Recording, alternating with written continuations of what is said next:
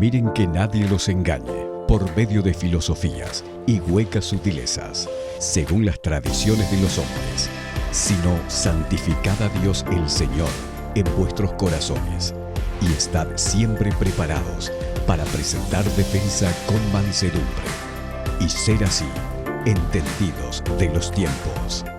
Aquí comienza Entendiendo los Tiempos. Con ustedes, su anfitrión, Eduardo Saladín. La tercera edad, una perspectiva bíblica, es el tema que estaremos tratando en su programa Entendiendo los Tiempos. Y tenemos como invitado al pastor Marcos Peña, quien estará nuevamente con nosotros. Estuvo anteriormente en un programa hablando acerca de la adolescencia y hoy acerca de la tercera edad. Bienvenido, Marcos. Gracias, Eduardo. Vamos rápido. Sí. Pasamos de la adolescencia a la tercera edad de una semana a otra. Eso es bueno. Qué privilegio tenemos nosotros, Salvador, de tener a Marcos 2 veces con nosotros en 2 programas. ¿Qué te parece? Falta ya 1, 2, 3 programas más, ya está integrado al staff. Él está integrado al staff, pasa que tiene otras ocupaciones y no puede estar siempre con nosotros. Aquí. Bueno, por eso. Yo estoy aquí para dar la perspectiva de la juventud, me imagino. Y Marco la de la vejez. Exacto. Marco, exígele respeto a Salvador, ¿qué pasa? Tú sabes que uno, si tiene que convertirse en inofendible aquí. Hay que hacerlo. Sí, si no, no sobrevive. Yo creo que yo tengo una Pero idea. no por Salvador. Exactamente. No por Salvador. Por su jefe. No, yo iba a decir, no. yo creo que yo tengo una idea sobre quién tú lo estás diciendo. Exacto. Ustedes saben que estaba leyendo una información de la Organización Mundial de la Salud acerca de el envejecimiento acelerado que hay en la población a nivel mundial, y quiero leerle estos datos. Dicen ellos que entre el año 2000 y el 2050, la proporción de los habitantes del planeta mayores de 60 años se va a duplicar. O sea, que en los próximos 50 años, a partir del 2000, estamos ahora en el 2017, en 33 años más, de aquí al 2050, la población se va a duplicar, la población mayor de 60 años, perdón, de un 11 a un 22%. O sea que este grupo va a pasar de 605 millones a 2.000 millones en el transcurso de medio siglo. Yo espero que el Señor venga antes, pero si es así, o sea, en realidad es porque la población mundial habrá aumentado en general y eso también tendrá implicaciones a nivel práctico en los temas, en el desarrollo de este tema que vamos a tratar hoy. Y tú sabes que también con los desarrollos tecnológicos las personas viven más años ahora, pero miren este otro dato. Ese cambio demográfico va a ser más rápido e intenso en los países de ingresos bajos y medianos. Y dan un ejemplo. Dice que en Francia, en 100 años, el grupo de habitantes de 65 años o más se iba a duplicar de un 7 a un 14%. Por el contrario, en países como Brasil y China, esa duplicación ocurrirá en 25 años. O sea que lo que en Francia tarda 100 años en duplicarse esta población, en otros países lo hacen 25 años. Y otro dato que nos da la Organización Mundial de la Salud. Habrá en el mundo más personas octogenarias y nonagenarias que nunca antes, personas de 80 y 90 años. Y dice, por ejemplo, entre el año 2000 y el 2050, la cantidad de personas de 80 años o más aumentará 4 veces hasta alcanzar los 395 millones. Es un acontecimiento sin precedentes en la historia que la mayoría de las personas de edad madura, incluso mayores, tengan unos padres vivos, como ya ocurre en nuestros días. Ello significa que una cantidad mayor de los niños conocerán a sus abuelos e incluso a sus bisabuelos, en especial sus bisabuelas. En efecto, las mujeres viven por término medio entre 6 y 8 años más que los hombres. ¿Qué les parecen estos números? Se diría que está un poco sexista, porque le favorecen a las mujeres. Pero es verdad que las mujeres no, yo más. Por tanto afán hoy con el asunto del género. Fíjate que son más las viudas que los viudos. Sí. Eso es una realidad. Marcos, cuando hablamos de tercera edad, ¿de qué edad estamos hablando? Generalmente, ¿Salvador está en la tercera edad? casi no. Tú sí. Casi, casi. Marcos, yo te quiero seguir invitando al programa. Generalmente se acepta la tercera edad a partir de los 65 años. No en todos se dan las mismas características, pero el término ancianidad a algunos les resulta un poquito pesados y entonces ha cambiado no solamente los niveles de vida, la esperanza de vida ha subido mucho y es lo que reflejan los datos que tú has dado. Con el aumento de la tecnología, de la medicina, la esperanza de vida de las personas va cada vez más en aumento. Y en ese sentido, la población de más de 65 años aumenta.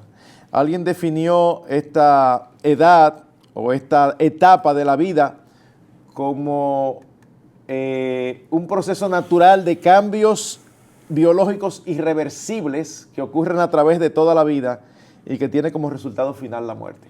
O sea que por más cremas que usemos, más alimentación natural que tengamos, más ejercicios, hay algo inevitable. Todos nos vamos a morir. Y es bueno saber esto, no digo que es bueno morirse, porque hablábamos en un programa anterior del culto al cuerpo. Y es muy bueno hacer una buena administración de este cuerpo que Dios nos ha dado, es muy bueno tener una alimentación sana, es muy bueno poder hacer ejercicio, pero hay una realidad, que tú lo has planteado, que hay un proceso de envejecimiento natural y todos vamos a morir. Hay una realidad y hasta se ve mal cuando hay personas que se resisten, porque uno se encuentra en la calle con personas que tú ves a simple vista que están tratando de extender o resistirse a llegar a la tercera edad. Los pliegues en la cara ya no tienen de dónde más hablar de tantas cosas que se han hecho para parecer jóvenes. O hombres ya con cierta edad queriendo vestir como jovencitos, o mujeres también. Entonces, cada etapa tiene su encanto. Cuando se llega ahí hay una experiencia propia de esa etapa que es bueno, que sería sabio para nosotros tornarlo en prudencia, en sabiduría práctica para poder ayudar a los que están detrás, en lugar de estar resistiéndonos a llegar allí. Esa realidad del envejecimiento y la muerte, ¿de dónde viene, Salvador? ¿Por qué el hombre tiene que morir? Bueno, eso va tan atrás como el libro de Génesis, cuando nosotros vemos la advertencia que el Señor hace al hombre y la prohibición de no comer del árbol de la ciencia del bien y del mal. Él dice que el día que coma de él, ciertamente morirás. Y la idea del pasaje bíblico es: muriendo, morirás. Es como si el proceso de la muerte empezara en ese instante en que cometieran esa desobediencia contra Dios. Y efectivamente, lo que nosotros encontramos luego en las genealogías que aparecen en Génesis es como se menciona persona tras persona que vivió tantos años y murió, vivió tantos años y murió. La muerte se introdujo en el mundo a causa del pecado. Y no fue que inmediatamente Adán murió, pero el proceso de envejecimiento empezó en ese instante. Marco, ¿qué características vemos en este proceso de envejecimiento? Bueno, definitivamente podemos resumirlo en una palabra y expresarlo en muchas otras. Disminución de ciertas habilidades y de ciertas capacidades. Me encanta la forma en que lo expresa Salomón en el libro de Eclesiastés. Él dice, y lo dice en un contexto en que está hablando no a los ancianos, sino a los jóvenes. Acuérdate de tu Creador en los días de tu juventud, dice 12:1, antes que vengan los días malos en los cuales digas, no tengo en ellos contentamiento. ¿Por qué? Porque llega, la vida es como si fuera una montaña. Uno nace y va subiendo, en algún momento llega a una cúspide y luego es como que empieza a descender. Y ocurre a edades diferentes en cada persona, pero definitivamente hay limitaciones físicas, se empieza a perder la memoria, empiezan a salir las canas, hay debilidad corporal, algunos empiezan a sufrir enfermedades de una manera más frecuente. Como decíamos en estos días, algunas personas mayores me han dicho que ya entre ellas no se preguntan si le duele algo, sino que dónde le duele, porque dicen ellas... Que el dolor no se va, sino que cambia de sitio. Exactamente, dicen ellos que el dolor no se va, sino que cambia de lugar. Así que está caracterizado por una disminución de ciertas capacidades y habilidades. Al tiempo que se adquiere experiencia, se supone que se debe tener un poco más de sabiduría, y entonces uno debe empezar a prepararse para entregar el bastón de relevo a otros y estar allí como alguien a quien se puede consultar, que puede también ser útil, pero con ciertas limitaciones. En este programa me gustaría que tú enfocaras esta situación de la tercera edad desde la persona que no tiene la tercera edad, de cómo debe tratar con esas personas en la tercera edad y lo que deben hacer las personas que están llegando a esta etapa. Porque llegar a la tercera edad no significa, Marcos, o significa que dejamos de ser productivos. No, en lo absoluto, en lo absoluto. Tiene que ver mucho con actitud y hasta con cultura. ¿Por qué digo y mezclo ambas cosas?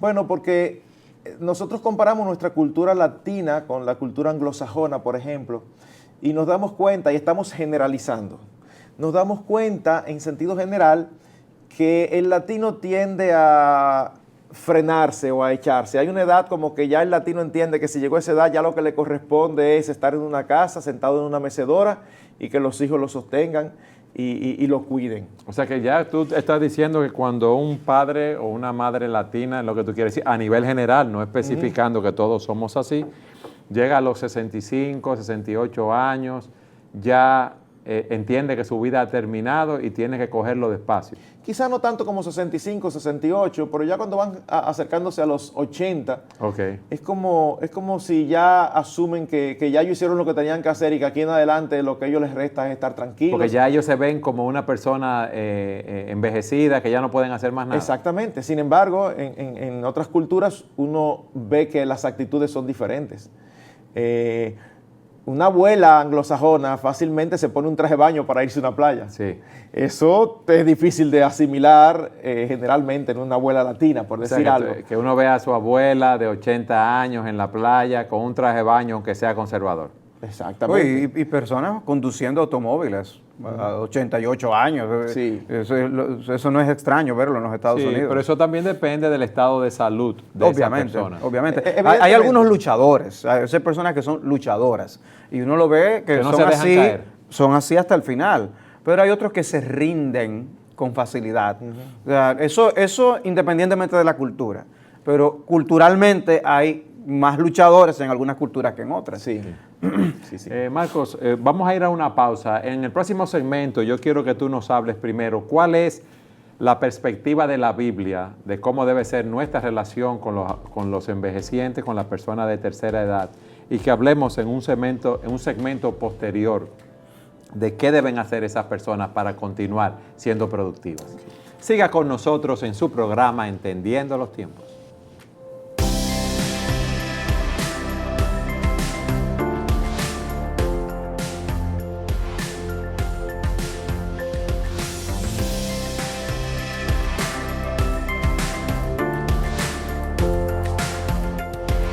Marcos, en el segmento anterior te preguntábamos cuál debe ser nuestra perspectiva, qué nos enseña la Escritura en relación a nuestra relación, valga la redundancia, con las personas de la tercera edad. Desde el principio nosotros vemos la preocupación de Dios por aquellos que son más débiles que la generalidad. En el Antiguo Testamento veíamos continuamente una trilogía donde el Señor protegía al extranjero, a la viuda y al huérfano, porque tenían condiciones particulares que necesitaban más que los demás. Lo mismo sucede con los ancianos. Vemos, por ejemplo, en en Levítico capítulo 19, 32, como parte de la ley de Dios al pueblo de Israel, que dice: delante de las canas te levantarás y honrarás el rostro del anciano, y de tu Dios tendrás temor, yo Jehová. Así que lo primero que vemos es que para Dios es importante que nosotros honremos a los ancianos. Hay un respeto que Dios espera que nosotros tengamos delante de aquellos que son mayores que nosotros. Y la relación que hace eso no es algo recomendable, es que eso es parte de mostrar el temor de Dios. Una gente que teme a Dios, una gente que ama a Dios, lo manifiesta en la forma en que se relaciona con los ancianos. Cuando nosotros vamos al Nuevo Testamento, vemos diversos principios allí también. Hay una situación particular que se relata en 2 de los evangelios, donde los fariseos se acercan al Señor Jesucristo diciéndole o preguntándole que por qué sus discípulos no se lavaban las manos antes de comer. Y el Señor les dice, eso es una hipocresía de ustedes. ¿Por qué razón? Porque eso no está en las Escrituras, eso es una tradición suya. El Señor le dice, ¿y ustedes por qué invalidan la ley de Dios? Y el ejemplo que les da es el siguiente. Ustedes no ayudan a sus padres porque dicen, ay, eso que yo, con lo que yo te podía ayudar, eso yo lo di de ofrenda. Ya yo no tengo más nada. Entonces tratan de espiritualizar un descuido de algo que ellos tenían que hacer. El tema del relato no es el trato de los ancianos, es la hipocresía de los fariseos. Pero el texto nos arroja luz al respecto, porque está citando el 5.º mandamiento, que es honrarás padre y madre. Y igual que los otros mandamientos que el Señor Jesucristo luego explica el espíritu detrás, como el de adulterar y el de matar, el Señor lo extiende y dice, no es solamente que hagas el acto físico, sino si miras a una mujer con el deseo, ya adulteraste, o si insultas a tu hermano, ya tú mataste. De igual manera, el Señor hace así y extiende el espíritu del 5.º mandamiento, diciendo, cuando tú no sostienes a tus padres teniendo la capacidad de hacerlo, tú estás quebrantando el mandamiento de honrar padre y madre. Así que Dios espera que nosotros cuidemos de nuestros ancianos. Tú estás hablando de la preocupación y del cuidado corporal, material, que estos ancianos puedan tener, y de la relación particular de hijos hacia sus padres, o aún pudiera ser quizás hasta otro familiar. Ahora, yo creo que ese tipo de preocupación de Dios por los ancianos va más allá, por un lado, del cuidado físico, y va más allá la honra y el respeto que los mismos familiares hacia los ancianos. En otras palabras, o sea, Dios ve con buenos ojos el que los más jóvenes respeten a los mayores. Y Dios ve con buenos ojos el que los más jóvenes, incluyendo los hijos, amen a sus padres, amen a sus padres ancianos. Son personas también sedientas de amor y de cuidado, de ver personas que se interesen, que se preocupen por sus asuntos. Pero vivimos en una sociedad que lamentablemente, así como se menosprecia la imagen de Dios en el hombre, en los bebés que son abortados y los matan, al mismo tiempo esa misma actitud se ve en la forma en cómo tratan a los mayores. Y se llega hoy en día a la eutanasia porque no se ve la imagen de Dios en los ancianos. Y por lo tanto no se les ama, se les cuida y se les protege como debiera hacerse, porque están hechos a imagen de Dios. Si tú nos habías dicho anteriormente cómo en otras culturas hay un gran respeto por los envejecientes, por las personas de la tercera edad, cosa que no vemos ya en muchos de nuestros países, aún en los países latinos, como en Japón. Sí, es interesante. En Japón, tú eres una persona mayor y vas a un hotel y ellos se aseguran de preguntarte tu edad. Y si tú eres una persona de la edad que ellos consideran ya la tercera edad, tienen una deferencia especial contigo. O sea, te tratan de una manera especial, te tratan con más honra, te buscan la vuelta, tratan de acomodarte lo más posible. Eso es impresionante. A mí, yo tuve la experiencia dando un curso en un país del lejano oriente, y a mí fue chocante, pero luego comprendí el por qué lo hacen. Los estudiantes me preguntaron mi edad. Para nosotros los latinos puede ser como curiosidad o algo así. Sin embargo, para ellos es importante porque es la forma de ellos saber cómo se van a relacionar contigo, cómo deben mostrar ese respeto por tu edad. ¿Y cómo se relacionaron contigo entonces? Obviamente ellos muestran un respeto a cualquiera que sea su profesor, Claro. por ser profesor, pero también por la edad. Si ellos son de una edad menor a la de alguien, también tú ves una actitud de respeto que se refleja allí. Que hoy en día, o sea, es algo que se está perdiendo. Por eso vemos aún a jóvenes que respetan a otros que son mayores. Ya no les importa si alguien es mayor o menor. Hay personas que están mirando el programa, otros lo oyen a través de la radio. A mí me gustaría que ustedes en este punto nos dieran algunos consejos prácticos de cómo mostrar ese respeto hacia esas personas mayores. Bueno, en primer lugar, en la forma en que nosotros interactuamos con ellos. ¿Cómo nos dirigimos a ellos? ¿Cómo nos dirigimos a ellos? Eso, cuando Salvador mencionó esto de los jóvenes, eso empieza en el hogar, la enseñanza. Hoy día a los niños no se les enseña a decirle a usted, a los mayores, y no se les enseña a dar gracias, ni a tratarlos de una manera deferente. Entonces, una persona mayor se supone que tú debes de dirigirte con cierto respeto, tratarlo haciéndole sentir como alguien que tiene una mayor experiencia que tú y que en cierto sentido tú estás dispuesto a servirle más que esperando que él te sirva. La forma en que uno se dirige a los mayores no debe ser la misma forma en que uno se dirige a alguien de su propiedad. Hay un respeto allí que debe estar manifiesto. Pero si eso no se siembra desde pequeño, difícilmente se cosecha. En estos días, en uno de los cursos para padres de Pastoreando el Corazón, una madre me expresaba cómo su hijo de 14 años le hablaba a ella de una manera que de verdad, o sea, es como... Irrespetuosa. Bueno, irrespetuosa es poco. O sea, ella le daba una orden o le decía algo y él no solo le discutía, sino que él era capaz de decirle una palabra obscena y insultarla. Entonces, pero es que nos estamos volviendo locos. Entonces, no, hay un cuidado de ser sensible, de darle la preferencia. Si estamos entrando a la iglesia, vamos a buscarle el mejor asiento, donde vea mejor, sus capacidades visuales están disminuidas, quizás no ve la pantalla, algo donde esté cómodo. Si las sillas son duras, vamos a buscarle un cojín. Siendo sensible, tratando de ponernos en su lugar, entendiendo que ya hay ciertas capacidades que están diezmadas. Sí, y también eso solamente, como tú dices, no es en el hogar, no es en la iglesia, sino en nuestra vida diaria, en el trabajo, en la calle.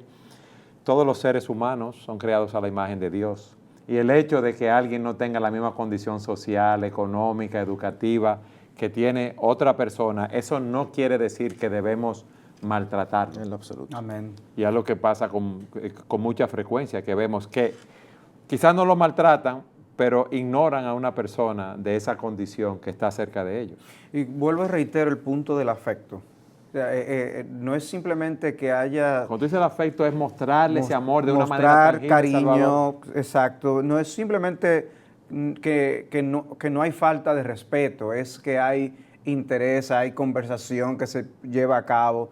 Porque puede ser que esa persona no tenga todos los temas que a ti te interesan para conversar, pero hay que mostrar el interés, porque no es simplemente de lo que a uno le interesa, de lo que uno debe hablar, sino de lo que el otro le interesa, y especialmente si son mayores.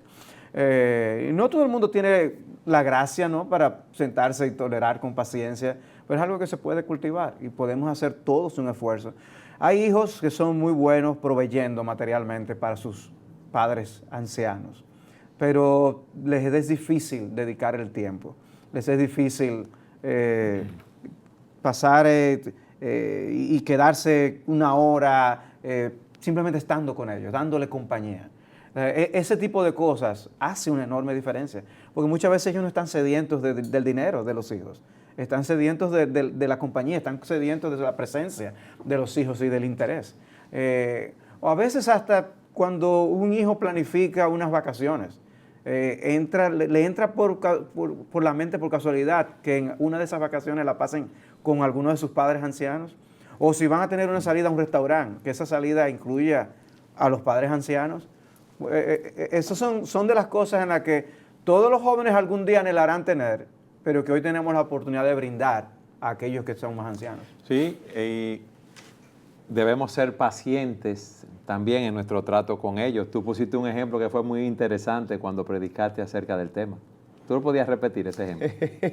¿Te acuerdas del el hijo que estaba sentado con el padre? El padre le preguntaba claro. Lo que pasa es que imagínate, sí, a veces uno dice cosas ahí arriba que no están escritas. Es que Eduardo, él está entrando ya. En la edad. Se le olvidan las cosas, hay que tener paciencia. Él se está delatando entre nosotros. Y tú sabes que yo sí me recuerdo de algo que dije. Se está delatando. Yo dije iniciando que si la evaluación para saber si uno está entrando a la tercera edad es la memoria. Entonces yo soy de la tercera edad, de jovencito. Bueno, Marco, Salvador te lo dijo con mucha educación, pero eso es. Mira a ver si tú te acuerdas de lo que tú dijiste. No, hay en internet, eso me encantó, hay en internet un videíto de un padre que está con su hijo sentado en un banquito pues, del jardín. Y entonces el hijo adulto está leyendo el periódico y el padre está ahí mirando las flores y viene un pajarito y el padre le pregunta al hijo, ¿qué es eso? Y el hijo le dice, deja de leer y lo ve y le dice, papá, eso es un gorrión. Y sigue leyendo. Poco tiempo después, otro igual se para en otro sitio y el hijo le pregunta, ¿y eso, papá, qué es? El Y papá él le dice, pregunta al hijo. Exacto, papá, ¿y qué es eso? Hijo, ¿qué es eso? No, es un gorrión. Ya la tercera vez se le empieza a mostrar molestia Por las preguntas del papá. por la pregunta del papá. Y a la cuarta o quinta vez ya el molesto le dice, papá, ¿pero cuántas veces yo te lo voy a decir? ¿No te he dicho ya que es un gorrión? De una manera irrespetuosa. El padre no dice nada, se le nota la tristeza en su rostro, pero él se para y entra a la casa. Y al poco rato viene con un libro.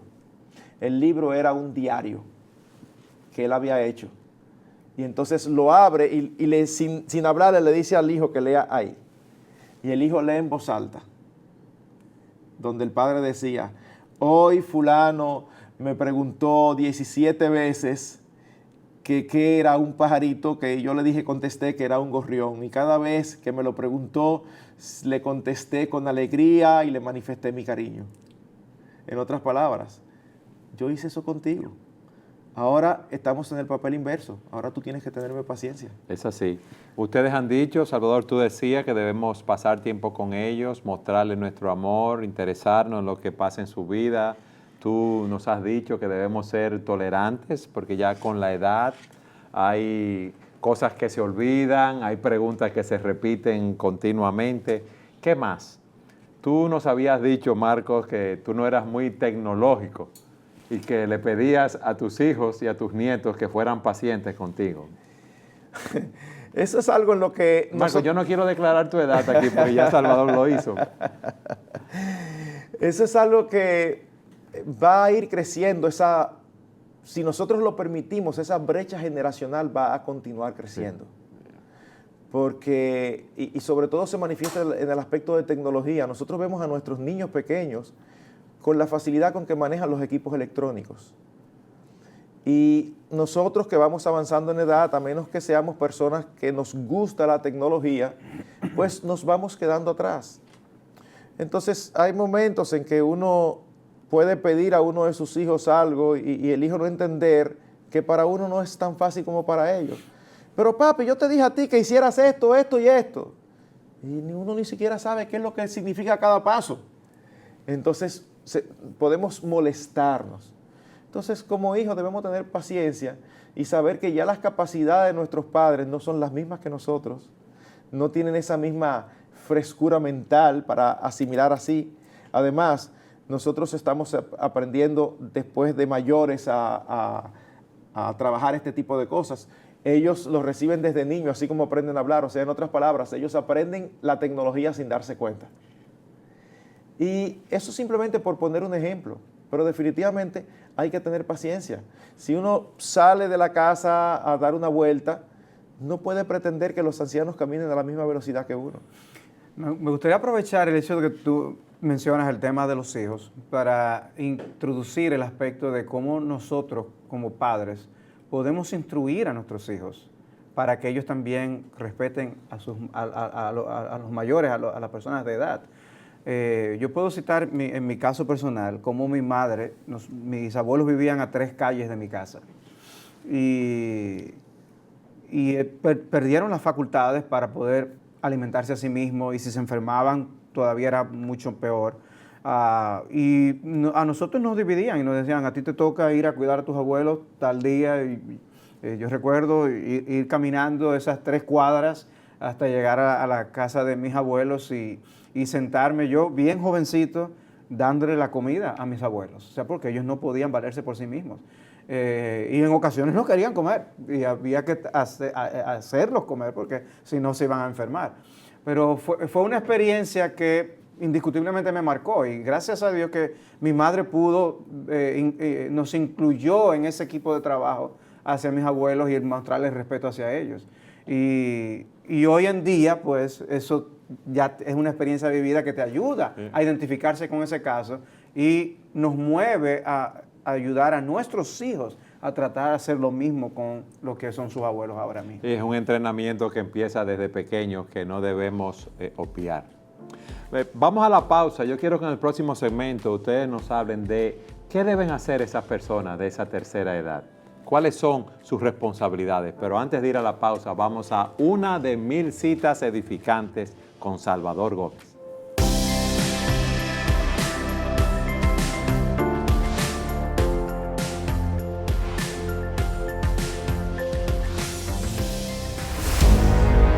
Mil citas edificantes, compiladas por Salvador Gómez Dixon. Hemos estado hablando de una perspectiva bíblica de la tercera edad y queremos compartir con ustedes una cita edificante al respecto. Es una cita anónima que dice: no resientes el envejecer, porque muchos no han tenido la oportunidad de experimentarlo.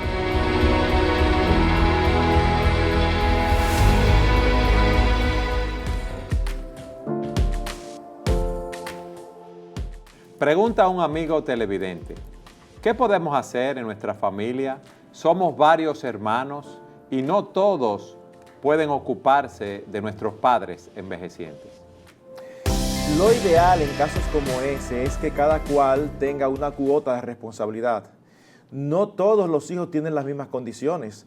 Hay algunos que pueden tener condición económica, que pueden cooperar económicamente, pero eso no significa que el que no tiene condición económica no hay nada que no pueda hacer. Puede dedicar tiempo para acompañar, tiempo de compañía para estar con ellos. Cada cual debe tener una responsabilidad, aún sea supervisar que los medicamentos todos estén en orden y que se beban de acuerdo a lo establecido por el médico. Ahora, empecé diciendo lo ideal, porque tristemente en la realidad es muy frecuente que de varios hijos, 1 o 2 son muy responsables y los demás se desentienden o se cargan en ellos. ¿Qué hacer? Los que son más responsables, tratar de tener una reunión familiar y repartir responsabilidades específicas. Ahora, si definitivamente por más diligencia que se haga, no se logra el compromiso de los demás, lo que es seguro que no se debe hacer es decir, pues yo tampoco voy a cooperar, porque esa decisión a quien va a afectar primariamente va a ser a nuestros ancianos. Así que la recomendación es hacer todo lo posible para que todo el mundo coopere con lo que puede. Pero si en última instancia algunos son negligentes, no nos vayamos por el lado de la justicia, vayámonos por el lado de la misericordia y hagamos nosotros todo lo que esté a nuestro alcance para que nuestros seres queridos estén cómodos, estén cubiertos y se sientan amados. Salvador, nos pregunta un amigo televidente: ¿qué posición debe tomar un miembro cuando el pastor de su iglesia toma decisiones de manera autoritaria sin consultar a la congregación? Hay cosas que uno no conoce de la persona que hace la pregunta, ni de la iglesia a la que pertenece, pero podemos señalar algunas cosas. Hay diversos gobiernos de la iglesia, dependiendo de las denominaciones. Hay iglesias en donde el pueblo gobierna, tiene un sistema de gobierno más democrático y entre ellos hay pues las reglas de presentar toda la congregación para tomar esas decisiones. Nosotros como iglesia no practicamos tal cosa. Nosotros entendemos que los pastores han sido colocados en las iglesias para gobernar. Eso no significa que no puedan consultar a la iglesia en cosas de envergadura y de importancia, pero cuando nosotros vamos a 1 Timoteo capítulo 3, vemos que se habla de los pastores que deben gobernar bien sus casas, porque si no, ¿cómo gobernarán al pueblo de Dios, la casa de Dios? Y también habla 1 Timoteo 5:17 de los ancianos que gobiernan bien. Los ancianos están para gobernar y eso implica tomar decisiones. Puede ser que esas decisiones impliquen el preguntar a otros para tener más sabiduría a la hora de tomarlas. Pero puede ser que no, puede ser que un anciano pueda tomar, junto con el consejo de ancianos, o si está solo, él solo, tomar ciertas decisiones para la vida de la iglesia. Y los miembros no deben resentir el que él, como líder, toma esas decisiones, aunque no estemos de acuerdo con ellas. Es como ocurre a veces en las casas, donde nosotros como cabezas de familia tenemos que tomar decisiones y no todo el mundo va a estar de acuerdo, pero tiene que haber algún tipo de orden. Ahora, eso no significa, ya he aclarado, que nosotros no podamos ayudar, dar nuestra opinión como miembros de iglesia. Lo que no podemos es socavar la autoridad de los pastores y mucho menos causar división en el seno de la misma. Sigan enviando sus preguntas a nuestras redes sociales, que estamos en la mejor disposición de contestar.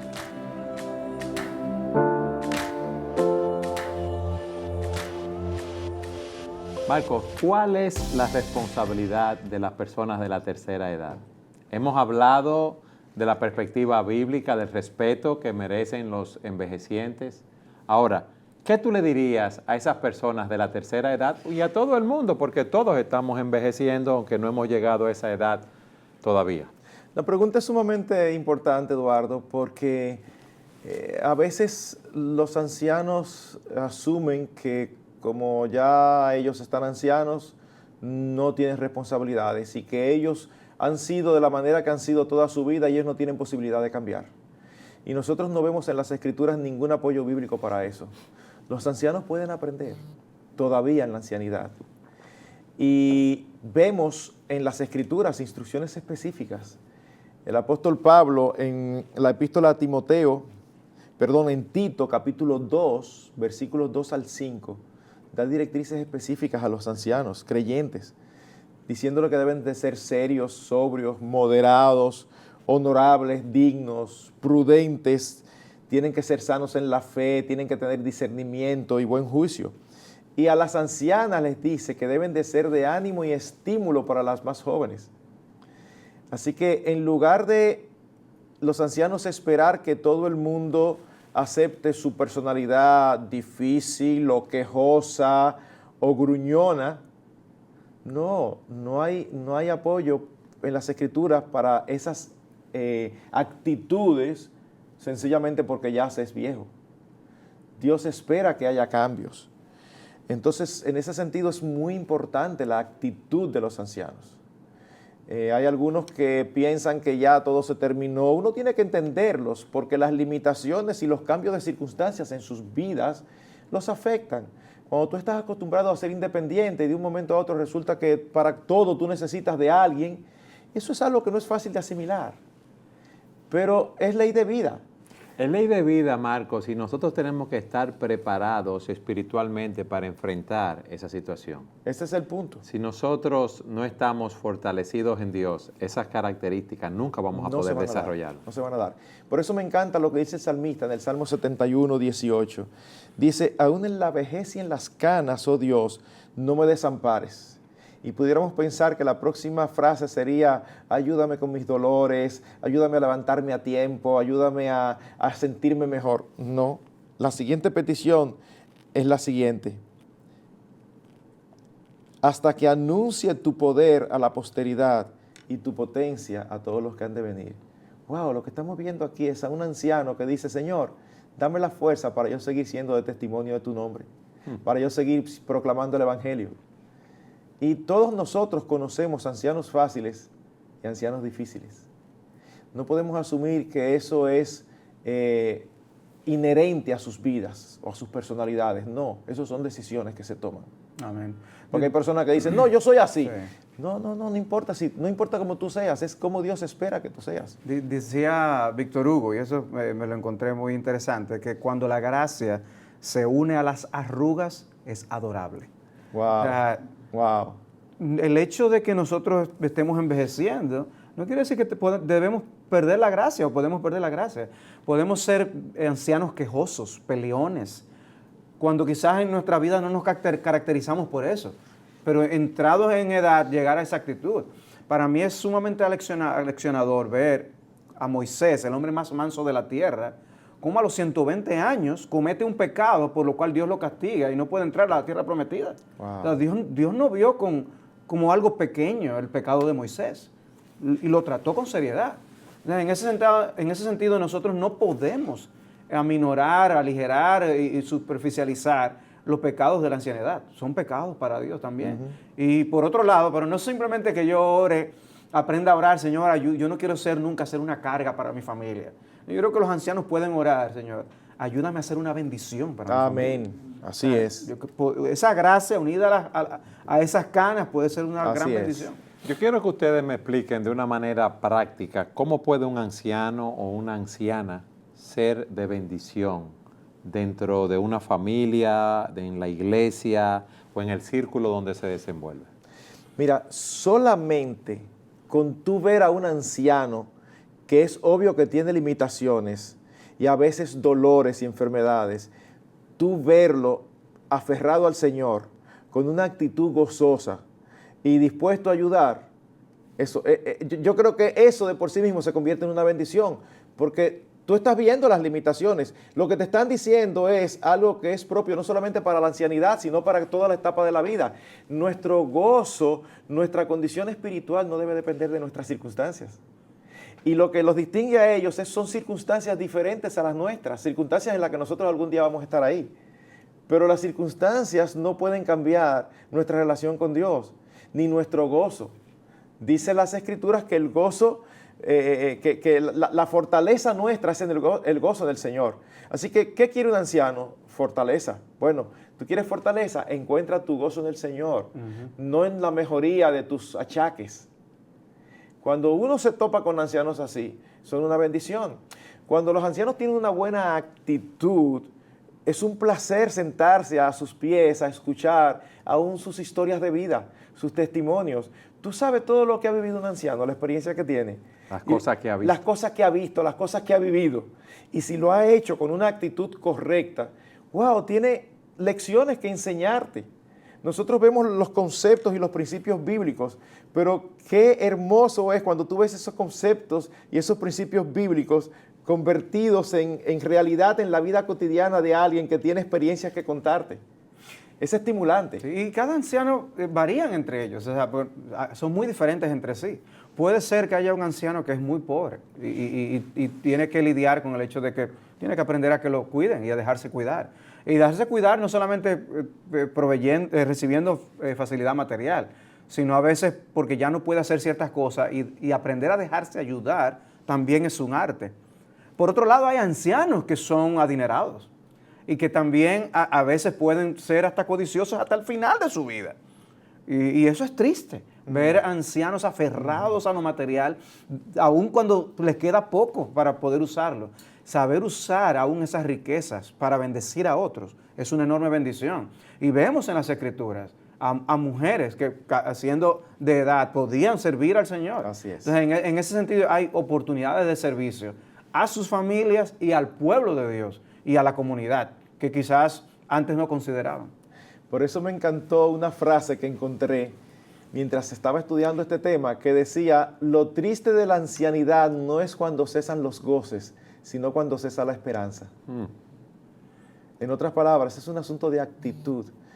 Y si nosotros estamos aferrados a Dios, la esperanza solo cesa cuando partimos y entonces vemos cara a cara a nuestro Dios. Amén.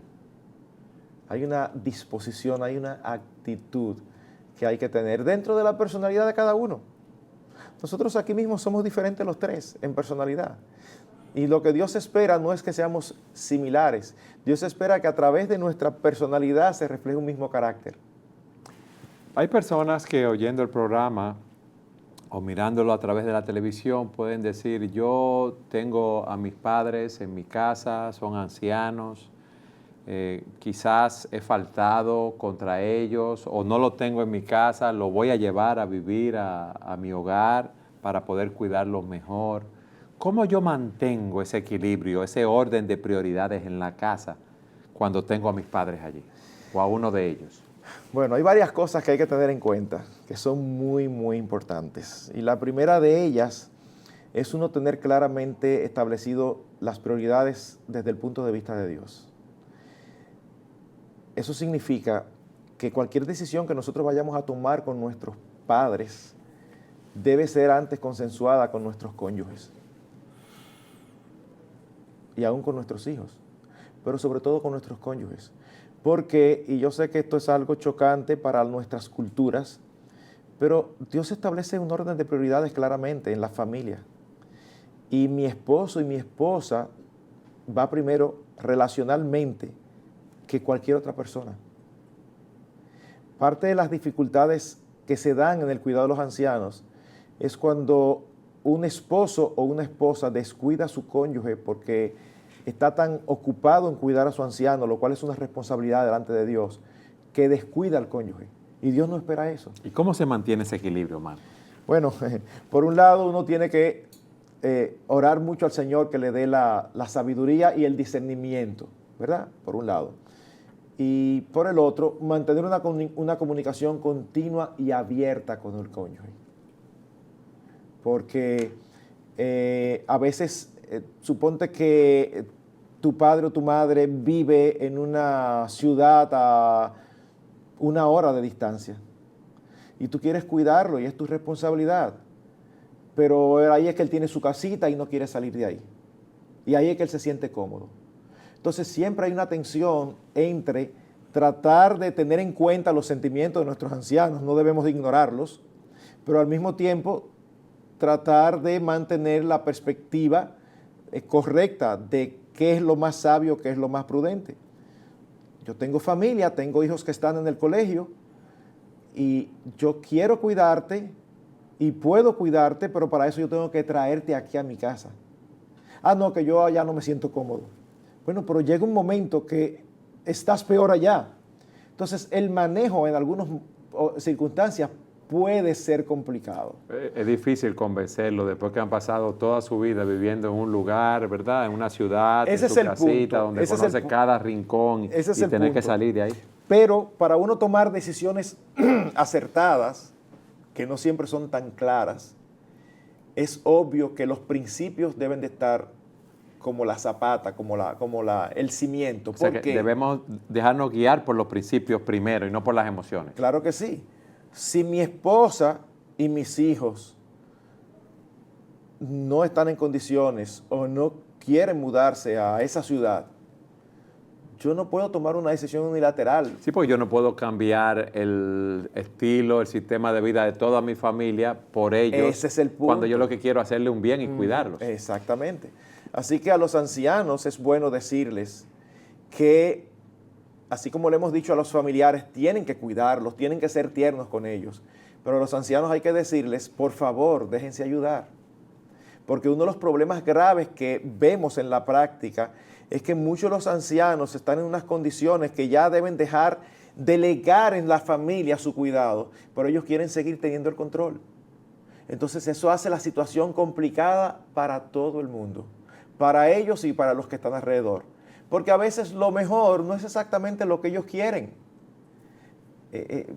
Entonces el anciano debe pensar también en que él está en el albor de su vida, los otros están iniciando. Entonces trata, por favor, de no hacerle la vida imposible a los demás. Y cuando te dejas cuidar bajo los criterios de los demás que te manifiestan su amor, pues tú estás manifestando su amor hacia ellos también, teniendo consideración. El equilibrio de estas cosas siempre es difícil. Yo creo que es algo en lo que se necesita mucha sabiduría y consejo, como tú decías, y si hay una familia que lo está considerando, debe evaluar si está en las condiciones adecuadas en el momento para asumir una responsabilidad de esa naturaleza. No todos los matrimonios, no todas las familias están en la misma situación, en la misma etapa. Hay situaciones matrimoniales en las que yo diría no asuman una responsabilidad así, si no han tratado ciertas cosas primero. O sea, resuelto ciertos problemas porque entre ellos en el puede matrimonio. provocar un desastre. O sea, porque no siempre la esposa está preparada para manejar una cosa así o el esposo está preparado para manejar un elemento así. Hay que ver cuál es la relación que cada cónyuge tiene con el miembro de la familia que viene a convivir con ellos. o el carácter de la persona que viene a vivir con ellos. Eso puede también traer, arrastrar una serie de cosas y aún hasta otros familiares a veces que inciden en la vida familiar. Hay hogares también para los que ese envejeciente no se siente a gusto viviendo en la casa de alguno de sus hijos. Puede haber una situación en particular que evidentemente le sería más un obstáculo que una bendición. Y todos esos elementos hay que Pero tomarlos ¿qué en cuenta. sucede si una familia tiene 3 hijos y resulta que en esa casa donde está ese hijo es que está la mejor condición física de habitaciones, de facilidades para tener a ese padre o esa madre allí? Eso es más genial, maravilloso, pero no es el único factor que incide para Así tomar es. una decisión así. Así es. Porque puede ser que el ambiente hogareño sea totalmente contraproducente para que esa persona esté en paz. Porque hay problemas con alguno de los hijos, quizás, y hay Puede ser hasta el situaciones- negocio al que se dediquen, puede ser que nunca haya nadie en la casa. Hay un montón de factores que pueden incidir. O sea, no es tan sencillo, no es tan blanco y negro. Y no es solamente la tranquilidad del envejeciente, sino también la bendición que continúe en ese hogar. O sea, no queremos que nada eche al traste con una relación matrimonial por algo que ellos no sepan manejar. Hay nueras que son geniales y tienen una relación especial con sus suegras. Es una cosa impresionante, pero hay otros casos que no es así. Y son cosas que no se pueden ignorar, porque pueden traer mucho problema, mucha fricción. Cuando se conviven de esa manera, hay fricción, hay un roce continuo y hay cosas que tienen que ser tratadas y saber tener el carácter adecuado. No todo el mundo lo tiene. O sea que a veces hay 2 opciones y hay que escoger entre una de ellas. A veces no hay muchas opciones y sencillamente hay que tomarlas y adaptarse. Pero son cosas que hay que hablarlas, son cosas en las que hay que prepararse y que hay que manejarlo con precaución y sabiduría. Hay que prepararse. Imagínense que va a haber una salida o alguna actividad y está la decisión de la esposa y la decisión de la suegra. ¿A quién le vamos a hacer caso, Marco? No, es obvio. No es tanto un asunto de ¿Obvio qué? ¿Que va a ser la suegra? Bueno, ahí volvemos otra vez a los principios. Tu prioridad es tu cónyuge. Y vuelvo y digo, es algo contracultural, porque el latino piensa que los que son mi familia son los que tienen mi sangre. Mi cónyuge ni siquiera tiene mi sangre. Pero es que en la Biblia vemos que el matrimonio es una relación única. Es la única relación en que 2 se convierten en uno. Es la relación primordial. He conocido casos a lo largo de los años donde hijos han cuidado de una manera a su madre que es digna de encomio por un lado, pero al mismo tiempo creo que se les ha ido la mano porque han dado más importancia a su madre que a su cónyuge. Y son casos que terminan siempre destruyendo el matrimonio. O sea, no es posible escuchar a un hombre como escuché hace muchos años atrás decir acerca de su esposa, no, ella sabe que con mami no se puede meter. Esa expresión, esa sencilla expresión, te dice mucho. Ya por dentro tú dices, ups, aquí hay problemas matrimoniales, número 1, y número 2, este hombre está poniendo a su madre por encima de su esposa y está cometiendo un grave error. Sí, porque fue con su esposa que hizo ese pacto de estar juntos durante toda la vida. Exactamente. Yo mencionaba el ejemplo real. Yo conocí un oftalmólogo reputado que tenía muy buena relación con su padre. El padre era anciano y era una relación padre-hijo del tipo de relación que uno quisiera como, muy wow, estrecha. qué bueno, muy estrecha. Pero ¿qué pasa? El padre falleció. Y él, que tenía esposa e hijos, poco tiempo después no pudo soportarlo y se quitó la vida. Eso es, independientemente del suicidio, que es algo aborrecible ante Dios, wow. Tú estás poniendo a tu padre primero que tu esposo e hijos. Eso te dice entonces que la relación no era tan hermosa ni tan sana como se veía, porque era una relación desequilibrada. Entonces, no es que ahora nosotros pongamos a nuestros seres queridos mayores, los menospreciemos. No, es que ya ha venido a nuestras vidas alguien que en el diseño de Dios tiene el primer lugar. Después de Dios debe ocupar el primer lugar. Después de Dios, el cónyuge. Marcos, gracias por haber estado con nosotros y por habernos dado una perspectiva bíblica acerca de la tercera edad. Y una Queríamos oír a alguien perspectiva, con esa experiencia sí, de la vejez. tan equilibrada. Y gracias a ustedes por haber estado con nosotros en su programa Entendiendo los Tiempos.